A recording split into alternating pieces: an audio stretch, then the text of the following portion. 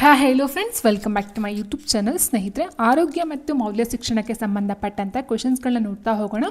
So GPSTR and HSTRಗೆ ಕೇಳ್ತಕ್ಕಂಥ ಒಂದು HSTR. ಓಕೆ, ಸೊ ಎರಡಕ್ಕೂ ಸಹ ಕೇಳ್ತಕ್ಕಂಥ ಆರೋಗ್ಯ ಮತ್ತು ಮೌಲ್ಯ ಶಿಕ್ಷಣಕ್ಕೆ ಸಂಬಂಧಪಟ್ಟಂಥ ಪ್ರಶ್ನೋತ್ತರಗಳನ್ನ ನೋಡ್ತಾ ಹೋಗೋಣ. ಸೊ ಎಷ್ಟು ಅಂತ ಹೇಳಿದ್ರೆ 15 ಕ್ವೆಶನ್ಸ್ಗಳನ್ನ ಕೇಳ್ತಾ ಹೋಗ್ತಾರೆ. ಸೊ ಫಸ್ಟ್ ಕ್ವೆಶನ್ ಈ ರೀತಿ ಇದೆ: ವೈದ್ಯಕೀಯವಾಗಿ ಹೇಳುವುದಾದರೆ ಆರೋಗ್ಯವಂತ ವ್ಯಕ್ತಿಯ ಹೃದಯ ಬಡಿತ ನಿಮಿಷಕ್ಕೆ ಎಷ್ಟು ಅಂತ ಕೇಳಿದ್ದಾರೆ. ಸೊ ಆಪ್ಷನ್ಸ್: ಎ 68ರಿಂದ 72, ಆಪ್ಷನ್ ಬಿ 60ರಿಂದ 100, ಆಪ್ಷನ್ ಸಿ 70ರಿಂದ 120, ಆಪ್ಷನ್ ಡಿ 72ರಿಂದ 80. ಸ್ನೇಹಿತರೆ, ನಮಗೆ ಗೊತ್ತಿರೋ ಹಾಗೆ ಒಬ್ಬ ವ್ಯಕ್ತಿಯ ಹಾರ್ಟ್ ಬೀಟ್ ಅಂದರೆ ಹೃದಯ ಬಡಿತ ನಮಗೆ ಗೊತ್ತು, ಒಂದು ಸೈನ್ಸಲ್ಲಿ ಹೇಳ್ಕೊಟ್ಟಿರ್ತಕ್ಕಂಥದ್ದು 72 ಅಂತ. ಟೆಕ್ಸ್ಟ್ ಬುಕ್ ಆಗಿರ್ಬೋದು, ಸೈನ್ಸ್ ಬುಕ್ಗಳಾಗಿರ್ಬೋದು, ಅಥವಾ ನಮ್ಮ ಸ್ಕೂಲ್ ಡೇಸ್ಗಳಾಗಿರ್ಬೋದು. ಸೊ 72 ಅಂತ ಹೇಳ್ಕೊಡ್ತಾರೆ. ಬಟ್ ಇಲ್ಲಿ 72 ಅಂತ ಕೊಟ್ಟಿಲ್ಲ. ಸೊ ಹೀಗಿರಬೇಕಾದ್ರೆ ನಾವು ಯಾವುದನ್ನು ಕನ್ಸಿಡರ್ ಮಾಡಬೇಕು ಅನ್ನೋದು ನಮ್ಮ ಒಂದು ಆಲೋಚನೆಗೆ ಬಿಟ್ಟಂಥದ್ದಾಗಿರುತ್ತೆ.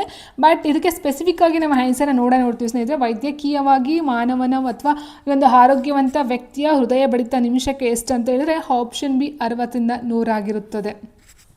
ಓಕೆ, ಸೊ ನೋಡಿ ಸ್ನೇಹಿತರೆ, normal resting heart rates by age ಅಂದರೆ ಏಜ್ ಮೇಲೆ ಡಿಪೆಂಡ್ ಆಗ್ತಾ ಹೋಗುತ್ತೆ. ಅಡಲ್ಟ್ಸ್ ಅಂತ ಹೇಳಿದ್ರೆ ಒಂದು ವಯಸ್ಕ ಮಾನವ ಅಂತ ಏನು ಹೇಳ್ತೀವೋ ಅಡಲ್ಟ್ಸು, ಸೊ 20 ಎಬೋ ಅಂದರೆ 20 ವರ್ಷದಿಂದ ಮೇಲ್ಪಟ್ಟಂತಹ ವ್ಯಕ್ತಿಗಳು ಏನು ಬರ್ತಾರೋ, ಸೊ ಅವರ ಒಂದು ಹಾರ್ಟ್ ಬೀಟು 60ರಿಂದ 100 ಇರುತ್ತೆ.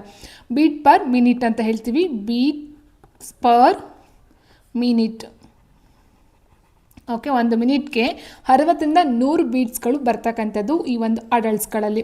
ಇನ್ನು ಅಡೋಲೆಸೆಂಟ್ಸಲ್ಲೂ ಸಹ ಸೇಮ್ ಇರುತ್ತೆ ಸ್ನೇಹಿತರೆ. ಆ್ಯಂಡ್ ಚಿಲ್ಡ್ರನ್ಸ್ ನಾವು ನೋಡ್ತಾ ಹೋದರೆ 6 to 12 ಅಂದರೆ 6ರಿಂದ 12 ವರ್ಷದ ಮಕ್ಕಳು ಏನಿರ್ತಾರೋ, ಸೊ ಅವರಿಗೆ ಇರ್ತಕ್ಕಂಥದ್ದು 65ರಿಂದ 110 ಬೀಟ್ಸ್ ಪರ್ ಮಿನಿಟ್ ಆಗಿರುತ್ತೆ.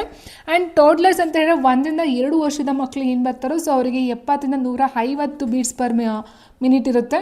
ಸೊ ಆ್ಯಂಡ್ ನೆಕ್ಸ್ಟು ಇನ್ಫ್ಯಾಂಟ್ಸ್ ಅಂತ 1ರಿಂದ 11 ಮಂತ್ಸ್ ಬೇಬಿ ಏನಿರ್ತಾರೋ, ಸೊ ಅವ್ರಿಗೆ 80ರಿಂದ 160 ಬೀಟ್ಸ್ ಬರುತ್ತೆ. ಆ್ಯಂಡ್ ನ್ಯೂ ಬರ್ನ್ ಹುಟ್ಟಿದಂಥ ಮಗು ಏನಿರುತ್ತೋ 0ಯಿಂದ 1 ಮಂತ್ ಅಂದರೆ 1 ಮಂತಿನ ಒಳಗಡೆ ಇರ್ತಕ್ಕಂಥ ಒಂದು ಮಗು ಬೇಬಿ ಏನಿರುತ್ತೋ, ಸೊ ಅದರ ಒಂದು ಹಾರ್ಟ್ ಬೀಟ್ ಅಂತ ಹೇಳಿದ್ರೆ 70ರಿಂದ 190. ಸೊ ಇಲ್ಲಿ ಅರ್ಥ ಮಾಡ್ಕೊಳ್ತಾ ಹೋಗಿ, 70ರಿಂದ 190 ಅಂತ ಹೇಳಿದ್ರೆ ಆಗ ಹುಟ್ಟಿ ಜನಿಸಿರ್ತಕ್ಕಂಥ ಮಗುವಿನ ಒಂದು ಹಾರ್ಟ್ ಬೀಟು ಜಾಸ್ತಿ ಇರುತ್ತೆ. ಸೊ ಆ ಒಂದು ಪ್ರಶ್ನೆ ಸಹ ಕೇಳ್ಬೋದು ಸ್ನೇಹಿತರೆ. ಸೊ ಮಗುವಿನೆಲ್ಲ ಜಾಸ್ತಿ ಇರುತ್ತೋ, ಅಥವಾ ವಯಸ್ಕ ಮಾನವರಲ್ಲಿ ಜಾಸ್ತಿ ಕಂಡು ಬರುತ್ತಾ, ಅಥವಾ ಅಡಲ್ಟ್ಸಲ್ಲಿ ಜಾಸ್ತಿ ಬರುತ್ತಾ, ಚಿಲ್ಡ್ರನ್ಸಲ್ಲಿ ಜಾಸ್ತಿ ಬರುತ್ತಾ? ಓಕೆ, ಸೊ ಈ ರೀತಿ ಪ್ರಶ್ನೆ ಸಹ ಕೇಳ್ತಾರೆ. ಸೊ ಅತಿ ಹೆಚ್ಚು ಹಾರ್ಟ್ ಬೀಟ್ಸನ್ನು ಹೊಂದಿರತಕ್ಕಂಥದ್ದು ಆಗ ತಾನೇ ಹುಟ್ಟಿದಂಥ ಮಗುವಿನ ಒಂದು ಹೃದಯ ಬಡಿತ ಜಾಸ್ತಿ ಇರುತ್ತೆ, ಅದು 70ರಿಂದ 190 ಆಗಿರುತ್ತೆ ಸ್ನೇಹಿತರೆ. ಮುಂದಿನ ಪ್ರಶ್ನೆ: ಆರೋಗ್ಯ ತಜ್ಞರು ತಿಳಿಸಿದ ಆಹಾರದಲ್ಲಿ ಪೌಷ್ಟಿಕಾಂಶಗಳ ಪ್ರಮಾಣ ಈ ಕೆಳಗಿನಂತೆ ಇರುತ್ತದೆ. ಸೊ ನೋಡಿ ಸ್ನೇಹಿತರೆ, ಪೌಷ್ಟಿಕಾಂಶಗಳನ್ನು ನೋಡ್ತಾ ಹೋದಾಗ ನ್ಯೂಟ್ರಿಯೆಂಟ್ಸಲ್ಲಿ ನಾವು ನೋಡ್ತಾ ಹೋಗ್ತೀವಿ. ಸೊ ಫಸ್ಟಿಗೆ ನಾವು ತೊಗೊಂಡಾಗ ಕಾರ್ಬೋಹೈಡ್ರೇಟ್ಸ್ ಅಂತಕ್ಕಂಥದ್ದು ಏನಿರುತ್ತೋ, ಕಾರ್ಬೋಹೈಡ್ರೇಟ್ಸು, ಸೊ ಇದು ಮ್ಯಾಕ್ಸಿಮಮ್ ಇರುತ್ತೆ.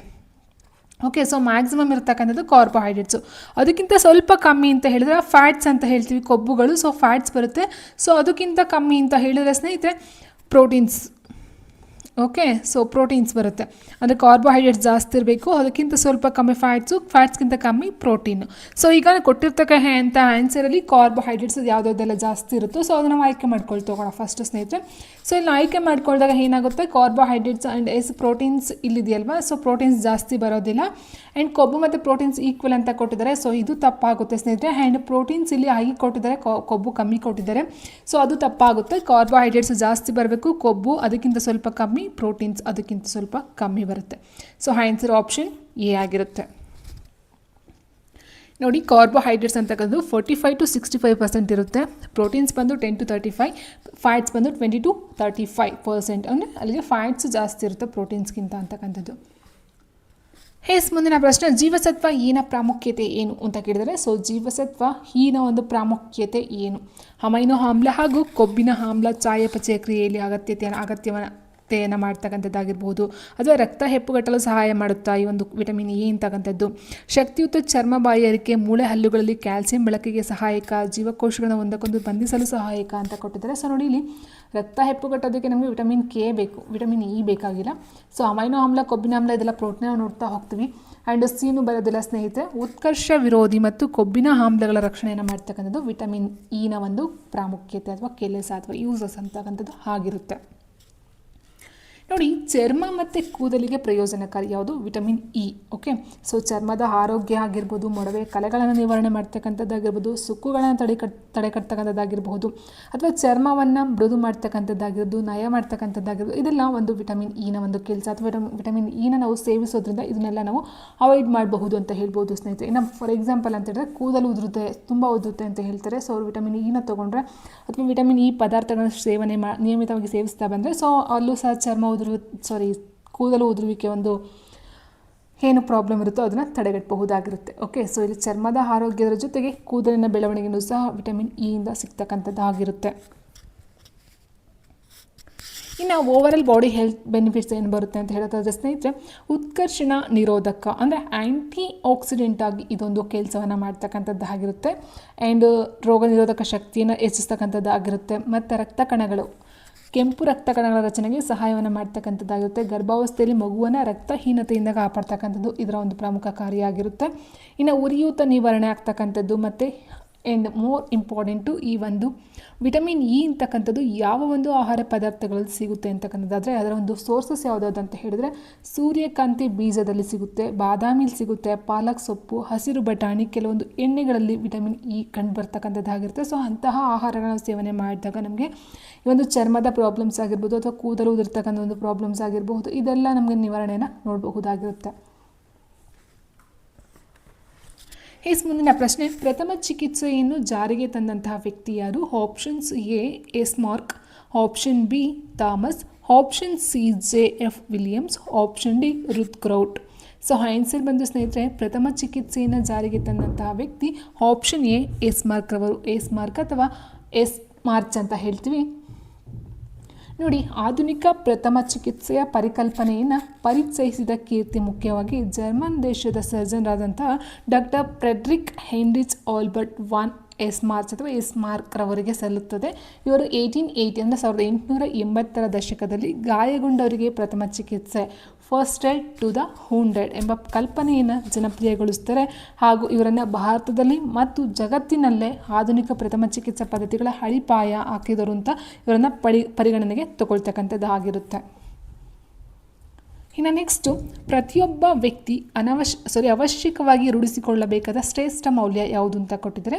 ಆಪ್ಷನ್ಸ್ಗಳನ್ನ ಕೊಟ್ಟಿದ್ದಾರೆ ಸ್ನೇಹಿತರೆ. ಸರಳ ಜೀವನ, ಕಾರ್ಯತತ್ಪರತೆ, ಉದ್ಯೋಗಶೀಲತೆ, ಆತ್ಮಾಭಿಮಾನ.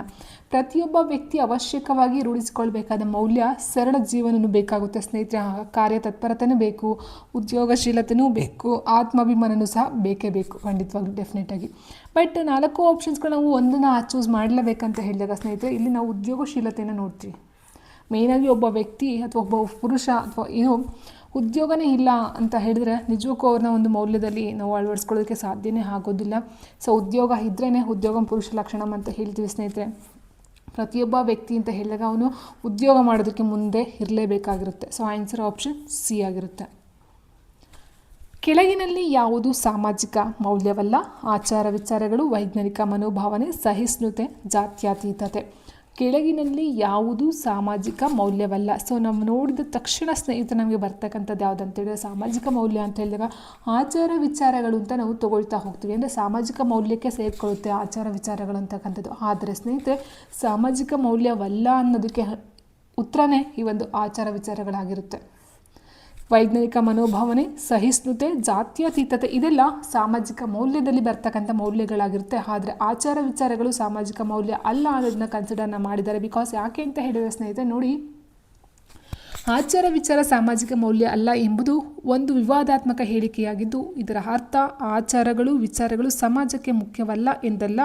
ಬದಲಿಗೆ ಕೆಲವು ಸಂದರ್ಭಗಳಲ್ಲಿ ಅಥವಾ ಕೆಲವರ ದೃಷ್ಟಿಕೋನದಲ್ಲಿ ಸಾಂಪ್ರದಾಯಿಕ ಆಚಾರ ವಿಚಾರಗಳು ಆಧುನಿಕ ಸಾಮಾಜಿಕ ಮೌಲ್ಯಗಳಾದ ಸಮಾನತೆ, ವೈಯಕ್ತಿಕ ಸ್ವಾತಂತ್ರ್ಯ ಇತ್ಯಾದಿಗಳಿಗೆ ಅಡ್ಡಿಯಾಗಬಹುದು ಅಥವಾ ಸಂಘರ್ಷಕ್ಕೆ ಕಾರಣವಾಗಬಹುದು ಎಂಬ ವಾದವನ್ನು ಇದು ಸೂಚಿಸುತ್ತದೆ. ಸೊ ಹಾಗಾಗಿ ಇದನ್ನೇನು ಮಾಡ್ತಾರೆ, ಕೈ ಬಿಡ್ತಾರೆ. ಮತ್ತು ಇದು ಆಚಾರ ವಿಚಾರಗಳ ಕೆಟ್ಟದ್ದೆಂದು ಹೇಳುವುದಕ್ಕಿಂತ ಅವುಗಳನ್ನು ಸಾಮಾಜಿಕ ಸಂದರ್ಭಕ್ಕೆ ತಕ್ಕಂತೆ ವಿಮರ್ಶಾತ್ಮಕವಾಗಿ ನೋಡಬೇಕಾದ ಅಗತ್ಯವನ್ನು ಹೊತ್ತಿ ಹೇಳುತ್ತೆ. ಸೊ ಬೆಸ್ಟ್ ಎಕ್ಸಾಂಪಲ್ ಅಂತ ಹೇಳಿದ್ರೆ ಸ್ನೇಹಿತರೆ, ನೋಡಿ, ಆಚಾರಗಳಂತ ಹೇಳಿದಾಗ ಇವು ಸಂಪ್ರದಾಯಬದ್ಧ ಪದ್ಧತಿಗಳು, ನಂಬಿಕೆಗಳು, ಜಾತಿ ಪದ್ಧತಿ, ಅಸ್ಪೃಶ್ಯತೆ ಇದನ್ನೆಲ್ಲ ಎತ್ತಿ ತೋರಿಸುತ್ತೆ. ಬಟ್ ಇದನ್ನು ನಾವು ಸಾಮಾಜಿಕ ಮೌಲ್ಯ ಅಂತ ಹೇಳೋದಕ್ಕೆ ಸಾಧ್ಯ ಆಗೋದಿಲ್ಲ. ಸೊ ಓಕೆ, ಇನ್ನು ಸಾಮಾಜಿಕ ಮೌಲ್ಯಗಳು ಯಾವ್ದಾದ್ರು ಬರುತ್ತೆ ಅಂತ ಹೇಳಿದ್ರೆ ಸಮಾನತೆ ಆಗಿರ್ಬೋದು, ನ್ಯಾಯ, ಸಹೋದರತ್ವ ಇದೆಲ್ಲ ಸಾಮಾಜಿಕ ಮೌಲ್ಯಕ್ಕೆ ಬರುತ್ತೆ. ಬಟ್ ಆಚಾರ ವಿಚಾರ ಅಂತ ತೊಗೊಂಡಾಗ ನೋಡಿ, ನಾವು ನೆಕ್ಸ್ಟ್ ಕೊಡ್ತೀವಿ ಕೆಲವು ಆಚಾರ ವಿಚಾರಗಳು ಹಿಂದುಳಿದಿರುವಿಕೆಗೆ ಕಾರಣವಾಗಿದೆ. ಸೊ ಆಧುನಿಕ ಸಾಮಾಜಿಕ ಮೌಲ್ಯಗಳಾದ ಮಾನವ ಹಕ್ಕುಗಳು ಮತ್ತು ಸಮಾನತೆಗೆ ಅಡ್ಡಿಪಡಿಸುತ್ತವೆ.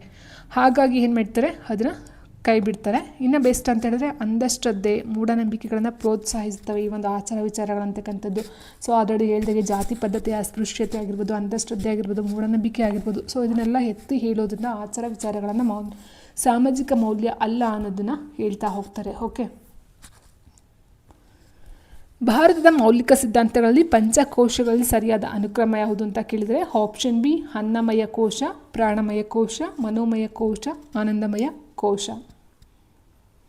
ವೈಯಕ್ತಿಕ ಸ್ವಚ್ಛತೆಯು ಕೆಳಗಿನಲ್ಲಿ ಒಂದರಿಂದ ಸಾಧ್ಯವಾಗುತ್ತದೆ. ಸೊ ವೈಯಕ್ತಿಕ ಸ್ವಚ್ಛತೆ ಅಂತ ಹೇಳಿದರೆ ಸ್ನೇಹಿತರೆ, ಅದು ನಮ್ಮ ಒಂದು ಬಾಡಿಯ ಒಳಗಡೆ ಆಗ್ತಕ್ಕಂಥ ಒಂದು ಸ್ವಚ್ಛತೆ ಆಗಿರುತ್ತೆ. ಓಕೆ, ಸೊ ಇನ್ಕ್ಲೂಡ್ ಹೊರಗಿನ ಸ್ವಚ್ಛತೆ ಬರಲ್ಲ. ವೈಯಕ್ತಿಕ ಸ್ವಚ್ಛತೆ ಅಂತ ಹೇಳಿದಾಗ ಅದು ನಮ್ಮ ಒಳಗಡೆ, ಬಾಡಿಯ ಒಳಗಡೆ ವೈಯಕ್ತಿಕವಾಗಿ ಅಂದರೆ ನಮ್ಮ ಬಾಡಿಯ ಒಳಗಡೆ ಆಗ್ತಕ್ಕಂಥ ಒಂದು ಸ್ವಚ್ಛತೆ ಆಗಿರುತ್ತೆ. ಸೊ ಇದು ಆತ್ಮನಿಯಂತ್ರಣ, ಮನಃಶಾಂತಿ ಬರೋದಿಲ್ಲ ಸ್ನೇಹಿತರೆ. ಆಪ್ಷನ್ ಸಿ ನಿಯಮಿತ ಬಹಿರ್ದೆಸೆ ಅಂತ ಹೇಳಿದರೆ ಪ್ರತಿನಿತ್ಯ ನಿಯಮಿತವಾಗಿ ಒಬ್ಬ ವ್ಯಕ್ತಿ ತನ್ನ ಒಂದು ಏನು ಒಳಗಡೆ ಶೇಖರಣೆ ಆಗ್ತಕ್ಕಂಥ ಕಲ್ಮಶ ಇರುತ್ತೆ, ಸೊ ಅದನ್ನು ಮುಕ್ತವಾಗಿ ಹೊರಗಡೆ ಹಾಕ್ತಕ್ಕಂಥದ್ದು ಅದನ್ನು ನಾವು ವೈಯಕ್ತಿಕ ಸ್ವಚ್ಛತೆ ಅಂತಲೇ ಸೇರಿಸ್ಕೊಳ್ತಾ ಹೋಗ್ತೀವಿ. ಸೊ ಆನ್ಸರ್ ಆಪ್ಷನ್ ಸಿ ಆಗಿರುತ್ತೆ. ಉತ್ತಮ ದೃಷ್ಟಿಗಾಗಿ ಈ ಕೆಳಗಿನ ಆಹಾರ ಪದಾರ್ಥಗಳನ್ನು ಸೇವಿಸಬೇಕು. ಉತ್ತಮ ದೃಷ್ಟಿ ಅಂತ ಹೇಳಿದರೆ ಒಂದು ಕಣ್ಣಿನ ದೃಷ್ಟಿಗೋಸ್ಕರ ನಾವು ಯಾವ ರೀತಿಯ ಆಹಾರವನ್ನು ಸೇವಿಸಬೇಕಾಗುತ್ತೆ ಸ್ನೇಹಿತರೆ? ಜೀವಸತ್ವ ಎ ಅಂತ ಹೇಳಿದಾಗ ನಾವು ಜೀವಸತ್ವ ಎ ಕೊರತೆಯಿಂದ ಬರ್ತಕ್ಕಂಥದ್ದು ಇರುಳುಗಣ್ಣು ರೋಗ ಆಗಿರುತ್ತೆ. ಇರುಳುಗಣ್ಣು. ಸೊ ಹಾಗಾಗಿ ಏನಾಗುತ್ತೆ, ಇರುಳುಗಣ್ಣು ಅಂತ ಹೇಳಿದಾಗ ಇರುಳುಗಣ್ಣು ಬರಬಾರ್ದು ಅಂತ ಹೇಳಿದ್ರೆ ನಾವು ಜೀವಸತ್ವ ಎನ ಪದಾರ್ಥಗಳನ್ನು ಸೇವಿಸಬೇಕಾಗುತ್ತೆ. ಸೊ ಆನ್ಸರ್ ಆಪ್ಷನ್ ಎ ಆಗಿರುತ್ತೆ. ಚರ್ಮಕ್ಕೆ ಬಣ್ಣ ಕೊಡುವ ಪ್ರೋಟೀನ್ ಇದಾಗಿದೆ ಅಂತ ಕೇಳಿದರೆ, ಸೊ ನೋಡಿ, ಕೆರಾಟಿನ್ ಅಂತಕ್ಕಂಥದ್ದು ಕೂದಲು ಕಪ್ಪಾಗೋದು ಕಾರಣ ಕೆರಾಟಿನ್ ಆಗಿರುತ್ತೆ. ಮೆಲಾನಿನ್ ಅಂತಕ್ಕಂಥದ್ದು ಚರ್ಮದ ಬಣ್ಣವನ್ನು ಕೊಡ್ತಕ್ಕಂಥದ್ದು ಮೆಲಾನಿನ್ ಆಗಿರುತ್ತೆ. ಸೊ ಆನ್ಸರ್ ಆಪ್ಷನ್ ಬಿ ಆಗಿರುತ್ತೆ. ಹೆಪಟೈಟಿಸ್ ಬಿಯಿಂದ ತೊಂದರೆಗೊಳಗಾಗುವ ದೇಹದ ಭಾಗ ಯಾವುದು ಅಂತ ಕೇಳಿದರೆ ಶ್ವಾಸಕೋಶ, ಕೀಲುಗಳು, ಕರುಳು, ಲಿವರ್ ಅಂತ ಕೊಟ್ಟಿದ್ದಾರೆ. ಹೆಪಟೈಟಿಸ್ ಬಿಯಿಂದ ತೊಂದರೆಗೊಳಗಾಗ್ತಕ್ಕಂಥ ಒಂದು ಭಾಗ ಅಂತ ಹೇಳಿದ್ರೆ ಅದು ಯಕೃತ್ ಅಥವಾ ಲಿವರ್ ಅಂತ ಹೇಳ್ತೀವಿ ಸ್ನೇಹಿತರೆ. ಯಕೃತ್ ಅಥವಾ ಲಿವರ್, ಆಪ್ಷನ್ ಡಿ. ಈ ಕೆಳಗಿನಲ್ಲಿ ಸಾಧಕ ಮೌಲ್ಯಗಳನ್ನು ಗುರುತಿಸಿ ಬಾಯಾರಿಕೆ ಮತ್ತು ಹಸಿವು, ಪ್ರಾಮಾಣಿಕತೆ ಮತ್ತು ಪರಹಿತ ಚಿಂತನೆ, ನಡವಳಿಕೆಗಳು ಮತ್ತು ರಾಷ್ಟ್ರೀಯ ಮನೋಭಾವ, ನೈತಿಕ ಚಿಂತನೆ ಮತ್ತು ಮನೋಧರ್ಮ. ಸಾಧಕ ಮೌಲ್ಯಗಳಂತ ಹೇಳಿದರೆ ಆಪ್ಷನ್ ಎ ಬಾಯಾರಿಕೆ ಮತ್ತು ಹಸಿವು. ಪ್ರಜಾಪ್ರಭುತ್ವದ ಮೂಲ ಮೌಲ್ಯ ಯಾವುದು? ಸ್ವಾತಂತ್ರ್ಯ, ಜಾತ್ಯತೀತತೆ, ಸಮಾನತೆ, ಮಾನವೀಯ ಮೌಲ್ಯ. ಸೊ ಪ್ರಜಾಪ್ರಭುತ್ವ ಅಂದರೆ ಪ್ರಜೆಗಳಿಗೋಸ್ಕರ ಮಾಡಿರ್ತಕ್ಕಂಥ ಪ್ರಜಾಪ್ರಭುತ್ವ ಅಂತ ಹೇಳ್ತಾ ಹೋಗ್ತೀವಿ. ಅಲ್ಲಿ ಸಮಾನತೆ, ಎಲ್ಲರೂ ಸಹ ಸಮಾನರು ಅಂತಕ್ಕಂಥದ್ದು ಒಂದು ನೋಡ್ತಾ ಹೋಗ್ತೀವಿ. ಆನ್ಸರ್ ಆಪ್ಷನ್ ಸಿ ಆಗಿರುತ್ತೆ. ಹೋಮಿಯೋಪತಿಯ ಪಿತಾಮಹ ಯಾರಂತ ಕೇಳಿದರೆ ಸಾಮುಯೆಲ್ ಹ್ಯಾನ್ಮನ್, ಪರಾಶರ, ಹಿಪೋಕ್ರೈಟಸ್, ಅಗಸ್ತ್ಯ ಅಂತ ಕೊಟ್ಟಿದ್ದಾರೆ ಸ್ನೇಹಿತರೆ. ಹೋಮಿಯೋಪತಿಯನ್ನು 1755ರಲ್ಲಿ ತರ್ತಾರೆ. ಸೊ ಯಾರಂತ ಹೇಳಿದ್ರೆ ಸ್ಯಾಮುಯೆಲ್ ಹ್ಯಾನ್ಮನ್ ಅಂತಕ್ಕಂಥವ್ರು. ಸೊ ಹಾಗಾಗಿ ಅವರನ್ನು ಹೋಮಿಯೋಪತಿಯ ಪಿತಾಮಹ ಅಂತ ಕರೀತಾರೆ. ಆಪ್ಷನ್ ಎ ಆಗಿರುತ್ತೆ.